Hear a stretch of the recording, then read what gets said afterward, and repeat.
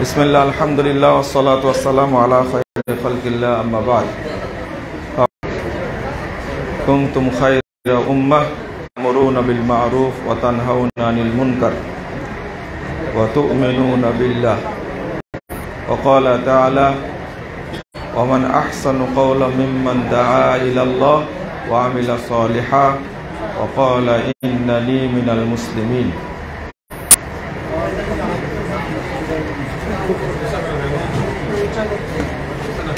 बांग्लादेश जमियत आहले हादिस कुमिल्ला सांगठनिक जिला जमियत शुब्बाने आहले हादिस कुमिल्ला सांगठनिक जिला कर्तृक आयोजित रमजानेर तात्पर्य व इफ्तार महफिल आलोचना सभार उपस्थित सम्मानित सभापति बांग्लादेश कुमिल्ला सांगठनिक जिलार सभापति कोरपाई काकियाचर सिनियर फाजिल माद्रासार सम्मानित अध्यक्ष शेख शफिकुर रहमान उपस्थित आजके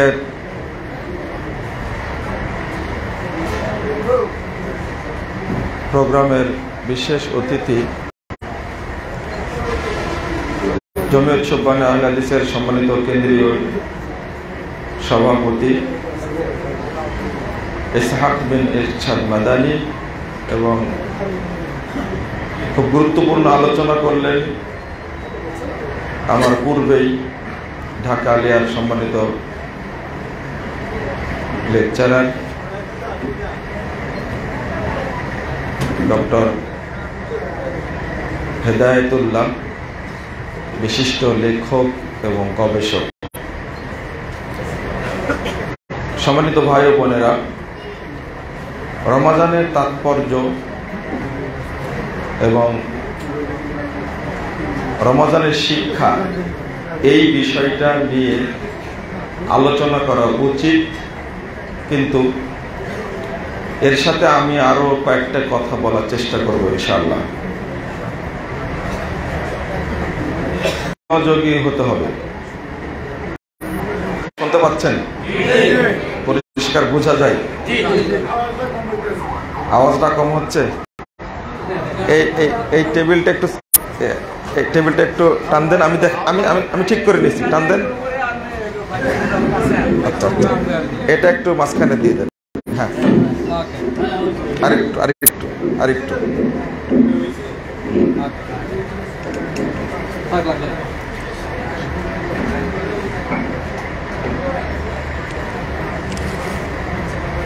সম্মানিত ভাতৃমণ্ডলী, আপনাদের দৃষ্টি আকর্ষণ করে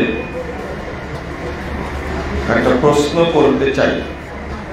প্রশ্নের উত্তরটা দেবেন আপনারা।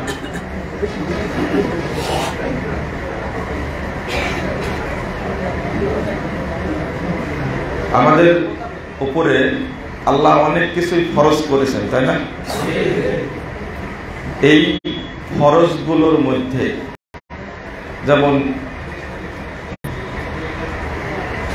ঈমান, তাওহীদ, সালাত, সিয়াম, হজ, যাকাত, এগুলো তো ফরজ বিধান নাকি? তো আপনারা এইগুলোর মধ্যে কোনটা শ্রেষ্ঠ ফরজ? কে বলবো শ্রেষ্ঠ ইবাদত কোনটা?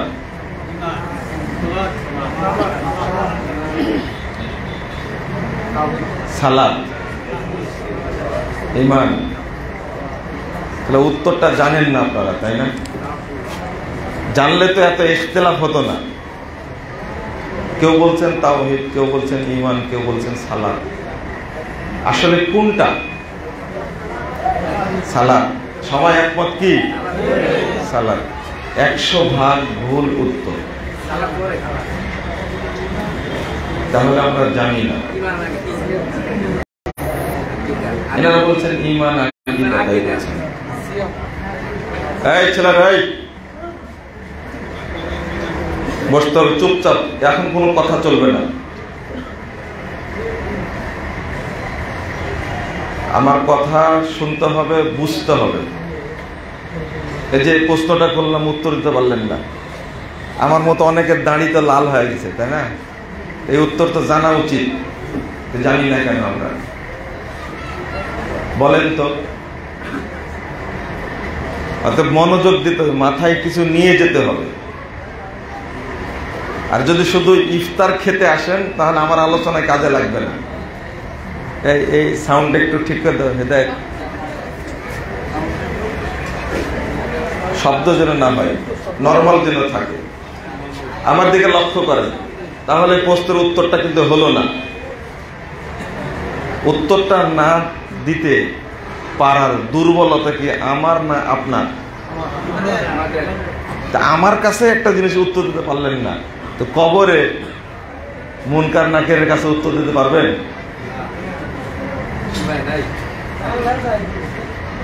হ্যাঁ, আল্লাহ ছাড় দিবে, বলছেন আল্লাহ ছাড় দিবে, তাই না?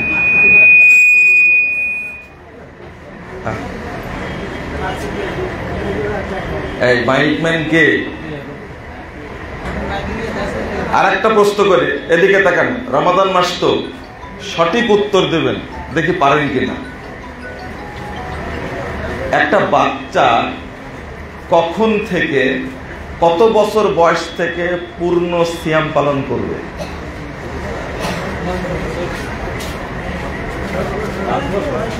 7 বছর, 10 বছর।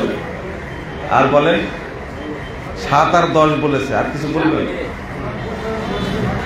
হ্যাঁ, 12 নিয়ে না ছেলে, আবার জিজ্ঞেস করছে। মাথার তার ঠিক করেন আগে, না হলে কানেক্ট হবে না। আমার কথাটা বুঝেন। একটা বাচ্চা কখন থেকে সিয়াম শুরু করবে? তাহলে এটার উত্তর জানেন না। আমরা নাকি অনেক জানি, তো কই জানি? এখান থেকে বলছে 10 বছর। তাহলে যাদের বয়স এখন 50, 60, 65, 70, তারা হিসাব করে দেখবেন 10 থেকে নিয়ে 20 বছরের মাঝে সে সিয়াম রাখেনি। এখন বয়স 65, এই সিয়াম 10 বছরে রাখতে হবে, ফিদিয়া দিয়ে চলবে না। অর্থাৎ একটা বাচ্চা ছেলে 10 বছর থেকে সিয়াম রাখবে। কয় বছর থেকে? ছেলে হোক আর মেয়ে হোক, কয় বছর থেকে? 10 বছর থেকে। মনে থাকবে? আপনারা যা করেছেন, আপনারা আপনাদের বাচ্চাদের যে উপরে যেন এই 10-15 বছর সিয়ামটা যেন চেপে না বসে, যেমন আপনার উপরে চেপে বসেছে। আগে যে প্রশ্ন করেছিলাম, গুরুত্বপূর্ণ ফরজ কোনটা, সবচেয়ে বড় ফরজ কোনটা? উত্তরটা তো ভুল হয়েছে, উত্তর ভুল হয়েছে। তো এখানে আর একটা জিনিস সংশোধন করে দিই। ঈমান এটা আকীদার অন্তর্ভুক্ত না আমলের অন্তর্ভুক্ত? কিসের অন্তর্ভুক্ত? আকীদার। 100% ভুল উত্তর হয়েছে। ঈমানটা কিসের অন্তর্ভুক্ত? আমলের। ইমাম বুখারী বাব বেঁধেছেন কিতাবুল ঈমানের শুরুতে, দেখবেন বাবু মান ক্বালা আল ঈমানু হুয়াল আমল। ঈমানটা কিসের অন্তর্ভুক্ত? আমলের অন্তর্ভুক্ত, আকীদার অন্তর্ভুক্ত না। ভালো করে বুঝে নিন এতগুলো। তাহলে ঈমানটাও ফরজ, তাই না? সালাতও ফরজ, হজ ফরজ, যাকাত ফরজ, সিয়াম ফরজ,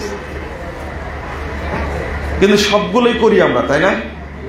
এইগুলোর মধ্যে শ্রেষ্ঠ ফরজ যেটা, সেটার উত্তর আপনারা দিতে পারবেন না। সেটা হলো আদ-দাওয়াতু ইলাল্লাহ। আল্লাহর দিকে কি দেওয়া? দাওয়াত দেওয়া। যত ফরজ আছে, সর্বশ্রেষ্ঠ ফরজ, সবচেয়ে গুরুত্বপূর্ণ ফরজ, দায়িত্ব বান্দার উপরে কি দেওয়া? দাওয়াত দেওয়া। এইটা কিন্তু বুঝেন না যে সাথে শুধু দাওয়াতই দেই, নামাজ না পড়ি, রোজা না করি। এটা বুঝলেন কি? আমি অনেক জায়গায় গিয়ে বলি যে ভাই দুটা খেতে দিন না, কিন্তু মাইকটা ভালো দিয়ে, বুঝছেন? কুমিল্লাতে সেই কথা আবার বলে গেলাম। এদিকে লক্ষ্য করেন, সবচেয়ে বান্দার উপরে বড় ফরজ কোনটি? দাওয়াত। আপনারা এই দাওয়াতি কাজ এযাবৎ কোনোদিন করেছেন? কেউ সম্পৃক্ত এই ফরজটা কেউ আদায় করেছেন? এখানে যারা বসে আছেন, আমি মনে করি না যে আপনারা এই ফরজ দায়িত্বটা পালন করেছেন। আজকে যদি বাংলাদেশ জমিয়তে আহলে হাদিসের এই জেলার প্রোগ্রামে এসে থাকেন এই দাওয়াত উদ্দেশ্য করে, তাহলে হয়তোবা আজকে আপনি এই দায়িত্বটা পালন করলেন।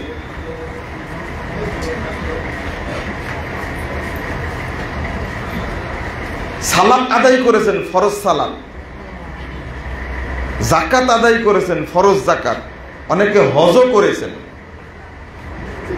কিন্তু সবচেয়ে বড় ফরজ যেটা, সেইটা আদায় করেননি কেন? বলেন, সালাত আদায় না করলে এ লোকটা কি? কাফের। আর বাকি ইবাদত গুলো, হজ ফরজ হয়েছে করেনি, তাকে কাফের বলা যাবে না, কাবিরা গুনাহ করছে। যাকাত ফরজ হয়েছে, আদায় করেনি, কাবিরা গুনাহ। কিন্তু এই দাওয়াত যে আপনি দেননি, দাওয়াতের সাথে যে আপনি সম্পৃক্ত থাকেননি, তা আপনার অবস্থাটা কি হবে?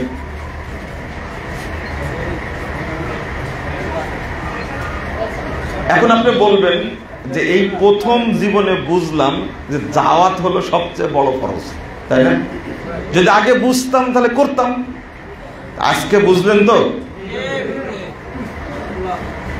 এমনকি ঈমানের চেয়েও বড় ফরজ। আমি আমার কথা বললে আপনি বিশ্বাস করবেন না, এবার দলিল দিই, তাহলে যেন বুঝেন আপনারা। আল্লাহ বলছেন সূরা হামিম সাজদা 33 নম্বর আয়াত, ওমান আহসানু কাওলাম মিম্মান দাআ ইলাল্লাহ ওয়া আমিলা সালিহান ওয়া ক্বালা ইন্নানি মিনাল মুসলিমিন।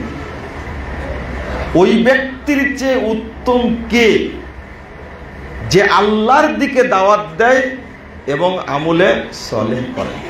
এবার পেয়েছেন? তাহলে আগে দাওয়াত না আগে আমলে সালেহ? আগে। ওমান আহসানু মিম্মান দাআ ইলাল্লাহ, আল্লাহর দিকে দাওয়াত। সূরা আল ইমরান 110 নম্বর আয়াত আল্লাহ বলছেন, কুনতুম খায়রা উম্মাহ উখরিজাত লিন-নাস, তোমরাই শ্রেষ্ঠ জাতি, তোমাদের উত্থান ঘটানো হয়েছে। উদ্দেশ্য হলো তা'মুরুনা বিল মা'রুফ ওয়া তানহাউনা আনিল মুনকার ওয়া তু'মিনুনা বিল্লাহ। সৎ কাজের আদেশ দিবে, অসৎ কাজে বাধা দিবে এবং আল্লাহর প্রতি ঈমান আনবে। বলেন তো, ঈমান আগে না দাওয়াত আগে? দাওয়াত আগে। দাওয়াত। কারণ পরে বলি, আরেকটা আয়াত শোনেন, সূরা তাওবা 71 নম্বর আয়াত আল্লাহ বলছেন, আল মুমিনুনা ওয়াল মুমিনাত বা'দুহুম আউলিয়াউ বা'দ ইয়া'মুরুনা বিল মা'রুফ ওয়া ইয়ানহাউনা আনিল মুনকার ওয়া ইউকিমুনাস সালাহ। মুমিন মুমিনা পরস্পর ভাই ভাই। তো তারা কি করে? সৎ কাজের আদেশ দেয়, অসৎ কাজে বাধা দেয়। ওয়া ইউকিমুনাস সালাহ, এবং সালাত আদায় করে। আল্লাহ এই 3 জায়গাতে আগে উল্লেখ করেছেন কি? দাওয়াত। কথা বোঝা গেছে? এই আয়াত নিয়ে এসে ইমাম ইবনুল কাইয়্যিম রাহিমাহুল্লাহ তিনি বলছেন যে আশরাফু মাকামাতিল আবদ ওয়া আজাল্লুহা ওয়া আফজালুহা আদ-দাওয়াতু ইলাল্লাহ। ভাইজান, আপনার মোবাইলটা এদিক ধরে রাখেন, সবাই দেখলে ডিস্টার্ব হচ্ছে, আপনার দিকে তাকাচ্ছে। কিন্তু আমি যে আরবিটা বললাম অনুবাদটা শুনেন। ইমাম ইবনুল কাইয়্যিম রাহিমাহুল্লাহ বলেছেন আশরাফু মাকামাতিল আবদ, মানুষের বান্দার যতগুলো কাজের মাকাম আছে, অবস্থান আছে, বান্দা যতগুলো কাজ করে তার মধ্যে সবচেয়ে মর্যাদাবান হলো ও আজাল্লুহা, সবচেয়ে দামি হলো ও আফজালুহা, সবচেয়ে ফজিলতপূর্ণ হলো আদ-দাওয়াতু ইলাল্লাহ, আল্লাহর দিকে দাওয়াত দেওয়া। পেয়েছেন? সৌদি আরবের গ্র্যান্ড মুফতি শেখ আব্দুল আজিজ বিন আব্দুল্লাহ ইবনে বাজ রাহিমাহুল্লাহ তিনি বলছেন যে আদ-দাওয়াতু ইলাল্লাহ শাআনুহা আযীম, আল্লাহর দিকে দাওয়াত দেয়া বান্দার জন্য বিশাল একটা ব্যাপার। ওয়াহিয়া আহাম্মুল ফুরুদে, ওয়াহিয়া মিন আহাম্মিল ফুরুদে ওয়াল ওয়াজিবাত আলাল মুসলিমিন। ভাষাটা খেয়াল করেন, এই দাওয়াতটা হলো যত ফরজ আছে, যত ওয়াজিব আছে, তার মধ্যে সবচেয়ে গুরুত্বপূর্ণ হলো আল্লাহর দিকে দাওয়াত দেওয়া। এবার পেয়েছেন আপনারা? দাওয়াত দেননি কেন? এর কারণটা কি?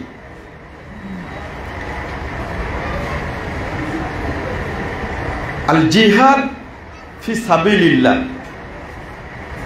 এইটা একটা হলো দাওয়াতুন জিহাদুন, কি জিহাদুন দাওয়াতুন, আর আরেকটা হলো জিহাদুল কিতাল।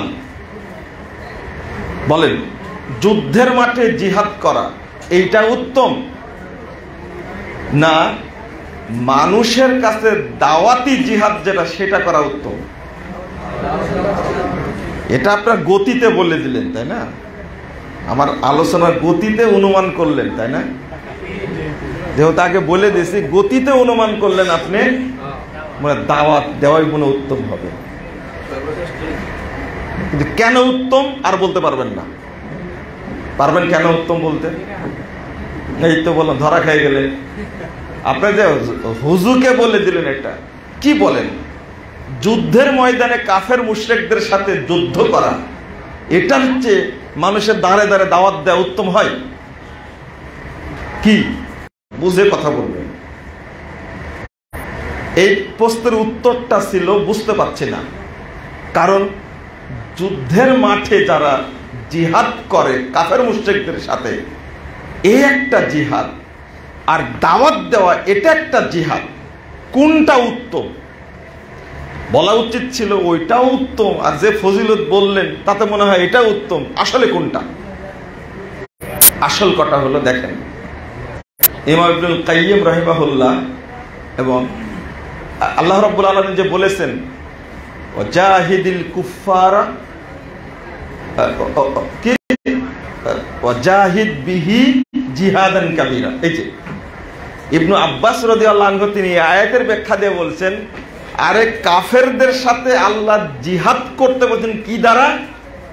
ইয়ানি আল কোরআন, কোরআন দ্বারা জিহাদ করতে বলছেন। তো আগে তাহলে ইফতার দিয়ে দাও তোমরা, তারপর আলোচনা চলবে। চলবে না, এখন 1 ঘন্টা সময় আছে মনে হয়, নাকি আধা ঘন্টা সময় আছে?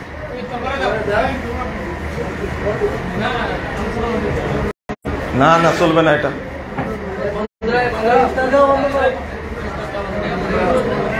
এখানে কয়জন লোক আছে? 5-7 জন লোক লাগলে 2-3 মিনিটে ইফতার দেওয়া হয়ে যাবে। আগে আলোচনা শুনতে হবে। 6:14 ইফতার আজকে মনে, নাকি 14 না? আমি আলোচনা ঠিক টাইমে শেষ করব, তখন দিতে পারবো ইনশাল্লাহ।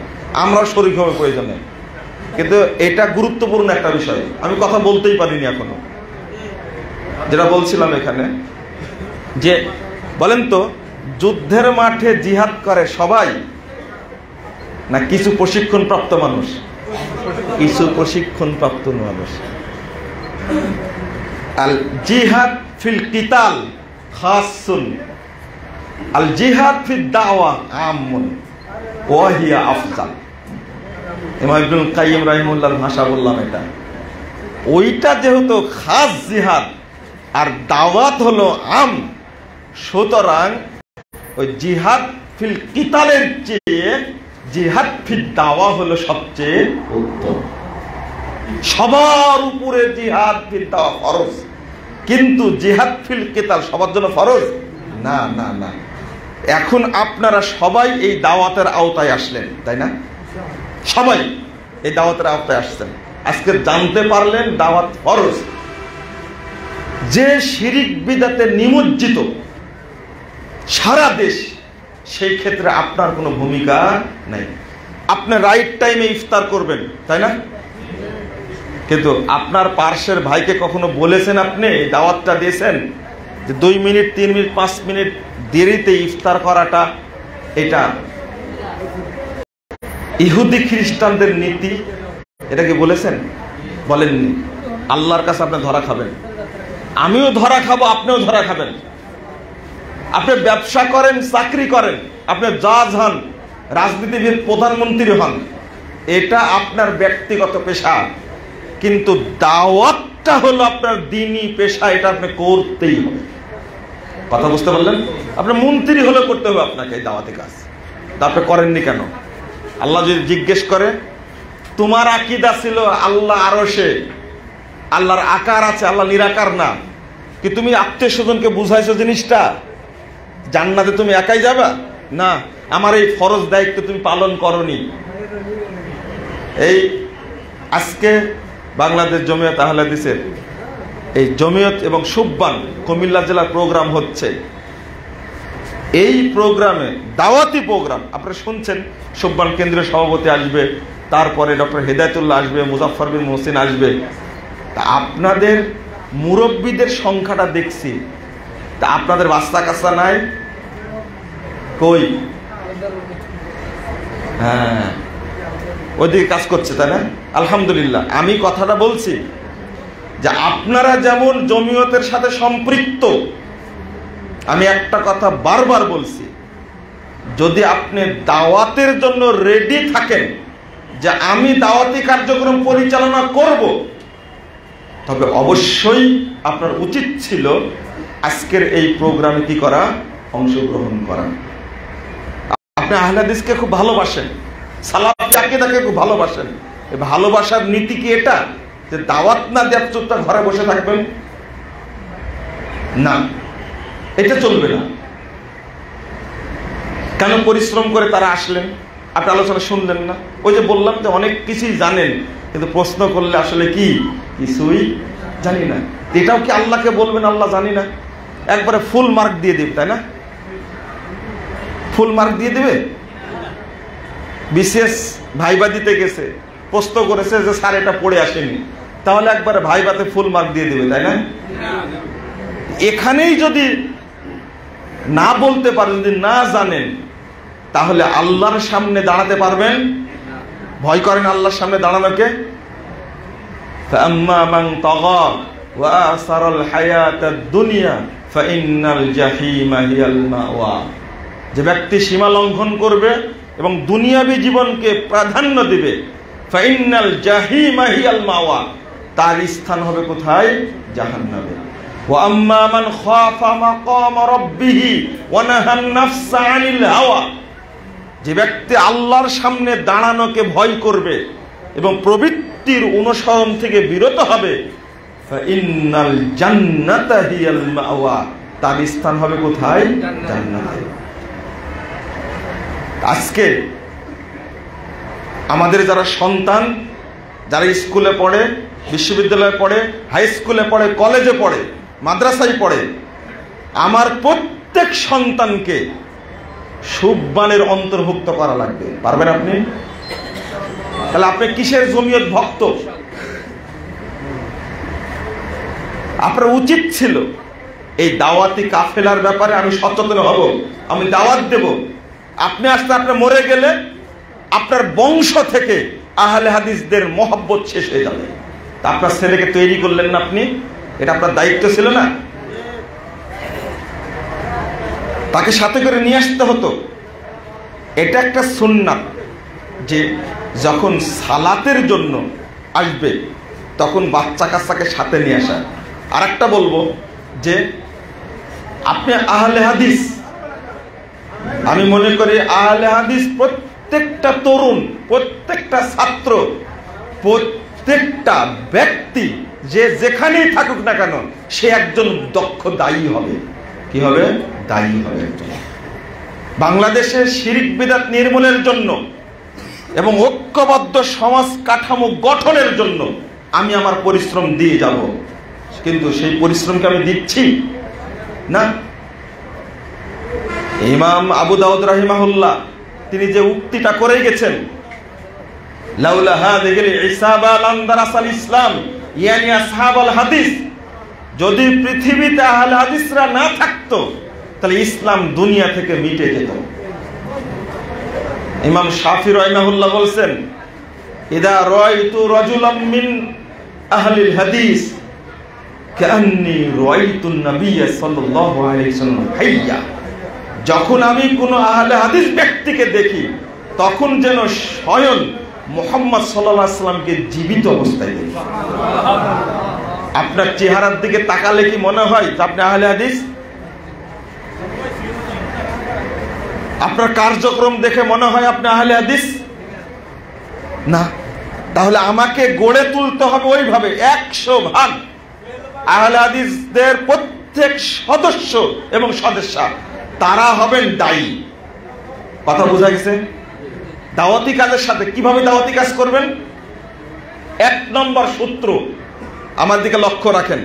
আমি একটা কথা বলবো আপনাদেরকে, প্রত্যেক ব্যক্তিকে আমি অনুরোধ করব, মুখে অনেক কথাই বলা যায়, কিন্তু যতক্ষণ পর্যন্ত অর্থ পেশ না করবেন ততক্ষণ আপনার মহব্বত তৈরি হবে না। এই জন্য আকাবার শপথে রাসূলুল্লাহ সাল্লাল্লাহু আলাইহি ওয়াসাল্লাম দ্বিতীয় শর্ত করেছিলেন। কি শর্ত করেছিলেন? ওয়ালান নাফকাতে ফিল উসরি ওয়াল ইউসরি, 2 নম্বর শর্ত করেছিলেন, তুমি ধনী হও আর দরিদ্র হও, দিনকে সহযোগিতা করবে টাকা দিয়ে, দিনের পথে খরচ করবে। যদি জিজ্ঞেস করি যে গত এই 22 সাল পর্যন্ত, 22 সালের 12টা মাস গেছে, এই 12টা মাসে আপনি জমিয়তে আহলে হাদিসকে কয় টাকা দিয়েছেন? পারবেন বলতে? পারবেন না। তো দাওয়াতি কাজে আপনার সম্পৃক্ততা নাই। 2 নম্বর যদি প্রশ্ন করি আপনাকে, আপনি কয়টা প্রশিক্ষণ বা কয়টা মিটিংয়ে হাজির হয়েছেন? এটা কি আপনার দায়িত্ব ছিল না? ফর্মটা নিয়ে আসছেন না? হেদায়েত ফর্মটা নিয়ে আসছো না? ফর্মটা নিয়ে আসা হয়নি? ফর্ম নেবেন, একটা ফর্ম তৈরি করা হয়েছে, এই উন্নয়ন ফ্রন্ট, কেন্দ্রীয় ফান্ড উন্নয়ন একটা ফর্ম তৈরি করা হয়েছে। আপনি আপনার দায়িত্ব প্রতি মাসে একটা ফান্ড কেন্দ্রে জমা দিবেন, কিন্তু আপনি এটা করেননি। যদি প্রশ্ন করি আজকে যে মিটিংটা হচ্ছে এটা কি এই বছরের প্রথম না এই বছরের শেষ আপনার জীবনে? বলেন তো দেখি। কোনো উত্তর নেই। একজন আলেম আসবে, একটা হালাকা হবে। কি হবে?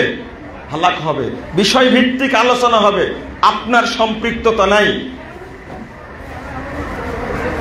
জমিয়তে আহলে হাদিসের ফান্ডে কই শেখ আপনি এই যে সেক্রেটারি সাহেব আছেন, ওলিউর রহমান ভাই আছেন, বলেন ফান্ডে কত টাকা আছে? জেলা ফান্ডে কয় টাকা আছে? এই জেলাতে যদি একটা প্রশিক্ষণ করতে চাই দিনব্যাপী, কয়দিন ব্যাপী? দিনব্যাপী।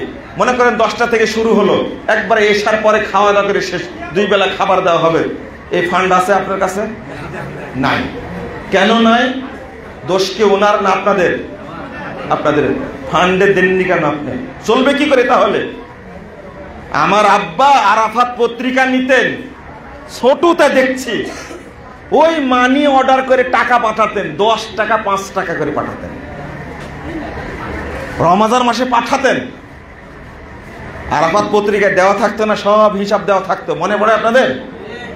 আমি তো পরে দেখছি সেই প্রত্যন্ত গ্রাম থেকে রাস্তাঘাট সেখান থেকে মানি অর্ডার করে টাকা পাঠাতো, তা আপনারা কি মরে গেছেন এখন? আপনারা এটা পারেন না কেন? এখন তো বিকাশে বাটন টিপলে 7,000 টাকা হাজির, তাই না? বলা যায় না? ওখানে একটা অপশন আছে কি যেন, মানে কোথায় থেকে টাকাটা পাঠানো হচ্ছে থাকে না, এটা ওই অপশন লিখলে তো ও নিজে টাকা কালেকশন করতে পারেন, কিন্তু সংগঠনের জন্য 1 টাকা দিতে পারেন না আপনারা। আল্লাহ আমাদেরকে বুঝার তৌফিক দান করুন। আপনার শুধু নিজে নিজে এবার আপনার ইফতারি দিয়ে দেন। এবার কয়েকটা প্রশ্ন করব আর উত্তর দেব। এবার এই যে দরজা আছে এদিক দিয়ে ঢুকে যাও, দিয়ে দাও, সমস্যা নাই। আজ আওয়াজ দেওয়ার দরকার নাই, আওয়াজ দেওয়ার দরকার নাই। আমি আপনাদের প্রতি 2টা অনুরোধ করেছি, যেটা দাওয়াতি কাজের সাথে আপনারা সম্পৃক্ত হবেন তো ইনশাআল্লাহ হবেন। 1 নম্বর, যখন প্রশিক্ষণ বা কোনো মিটিং হবে, হালাকা হবে, তখন উপস্থিত থাকবেন আপনারা ইনশাআল্লাহ। 1। 2 নম্বর বিষয়, আপনারা প্রতি মাসে কে কত টাকা অনুদান দিতে পারবেন কেন্দ্রীয় ফান্ডে বা সংগঠন ফান্ডে, বলেন তো দেখি। আমি বলিনি যে 1,000 টাকা করে দিতে হয়, 10,000 টাকা করে দিতে হয়, এটা বলিনি। কিন্তু নিম্নে একজন ব্যক্তি কত টাকা দিতে পারবে প্রতি মাসে, বলেন তো দেখি। কয় টাকা দিতে পারবে? 100। আপনারা সবাই 100 পারবেন? মনে হয় পারবেন না, সবাই পারবেন না মনে হয়। তার এরকম লোক আছেন যে 100 পারবেন না? হ্যাঁ, শোনেন, আমি কিন্তু অন্যরকম মানুষ, এটা ভালো করে জানেন।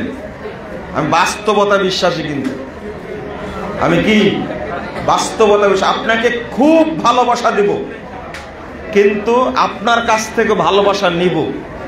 কি রাজি আছেন তো? হ্যাঁ, আপনারা, আমি অনুরোধ করব 12 মাসে তাহলে কয় টাকা হবে?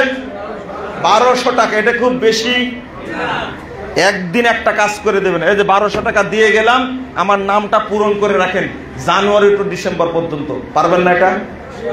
এটা না দেওয়া পর্যন্ত আপনার ভিতরে মহব্বত দাওয়াতি কাজে কোনো দিনই তৈরি হবে না, কোনো দিন না। মুখে মুখে কথা বলে, মিষ্টি কথা বলে দাওয়াতি কাজ খুব কম হয়। কত করে দেবেন? 100 করে। 100 করে প্রতি মাসে কে কে দেবেন? হাত তোলেন তো দেখি। 100 করে দেবেন প্রতি মাসে।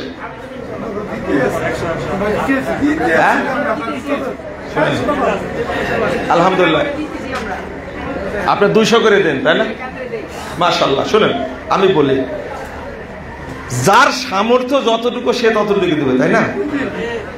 ওমর রাদিয়াল্লাহু আনহু দিয়েছিলেন বাইতুল মাল ফান্ডে তার সম্পদের অর্ধেক, তাই না? আর আবু বকর দিয়েছিলেন কতটুকু? যা ছিল সবে, কিন্তু তার মালের সমান ছিল কি? তার কিছুই ছিল না, যা ছিল তাই দিয়েছিল। কিন্তু এর পরেও সবচেয়ে কার দানটা কবুল হয়েছিল? আবু বকরেরটা মর্যাদা বেশি পেয়েছিল, তাই না? আপনার যদি সামর্থ্য থাকে যে আমার 5 টাকা দেওয়ার সামর্থ্য আছে, ওইটাই দেন। যে 5000 টাকা দিবে তার চেয়ে মর্যাদা নেকি আপনি বেশি পাবেন। এবারকে বোঝাতে পেরেছি আপনাদেরকে? 1। 2 নম্বর, যদি হিসাব নিয়ে আপনাদের কাছে, আপনারা রমাদান সম্পর্কে 2টা কথা বলেন। একটা প্রশ্ন করি, একজন ব্যক্তি কোন গুণটা অর্জন করলে, কোন গুণ, মুমিনের কোন গুণ থাকলে বাকি গুণগুলো আল্লাহ সবই তার মধ্যে দিয়ে দিবেন? বলেন কোনটা? একজন বলছে ভদ্র আচরণ, উত্তর কিন্তু হয়নি। আমার প্রশ্নটা কি বুঝেছেন? কি প্রশ্ন বলেন তো? আমি বললাম যে মুমিনের মধ্যে কোন গুণ, গুণাবলী অনেক আছে না, তার মধ্যে কোনটা থাকলে আল্লাহ বাকি গুণগুলো এমনিতে দিয়ে দিবেন? বলছেন, একজন বলছেন নম্রতা, একজন বলছেন ধৈর্য, আর কেউ বলবেন? উত্তর হয়নি কিন্তু। হ্যাঁ, ইফতার দেওয়া হয়নি, বলে 5 ওয়াক্ত সালাত হয়নি। তাকওয়া, কি তাকওয়া? এই গুণটা যদি কোনো ব্যক্তি অর্জন করে, আল্লাহ রাব্বুল আলামিন তার মধ্যে বাকি গুণগুলো এমনি দিয়ে দিবেন। কি? আর এই তাকওয়া গুণটা অর্জন করার জন্য আল্লাহ আমাদের উপহার দিয়েছেন কি? রমাজান।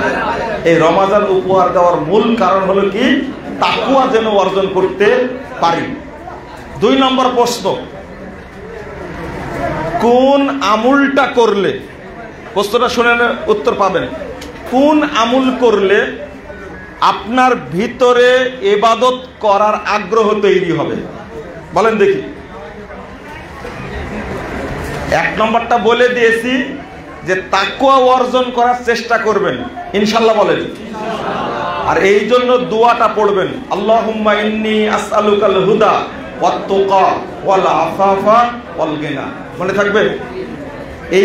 এই দোয়াটা সেজদায় পড়বেন বেশি বেশি, সব সময় দিনে রাতে পড়ার চেষ্টা করবেন। আল্লাহুম্মা পড়েন, আল্লাহুম্মা ইন্নী আসআলুকাল হুদা ওয়াত তুকা ওয়াল আফাফা ওয়াল গিনা। এই দোয়ার মধ্যে সবই আছে। হ্যাঁ, আরেকবার বলেন, আল্লাহুম্মা ইন্নী আসআলুকাল হুদা ওয়াত তুকা ওয়াল আফাফা ওয়াল গিনা। এই দোয়াটা বেশি বেশি 24 ঘন্টা পড়বেন। আচ্ছা, শেষ করে দেবো এখনই। আরেকটা হলো, যে গুণটা অর্জন করলে, অর্থাৎ যে আমলটা করলে আপনি নিজে থেকেই হারাম কাজ ছেড়ে দিবেন, মিথ্যা কথা ছেড়ে দিবেন, মুনাফিকি ছেড়ে দিবেন, সালাত পড়া শুরু করবেন, সে আমলটা কি বলতে পারেন? না, হালাল খাওয়া, কোরআন তেলাওয়াত কিছু না। কি? হ্যাঁ, না, এটা হলো একটা বাক্য বেশি বেশি বলবেন, সেটা হলো আস্তাগফিরুল্লাহ। কি? আস্তাগফিরুল্লাহ।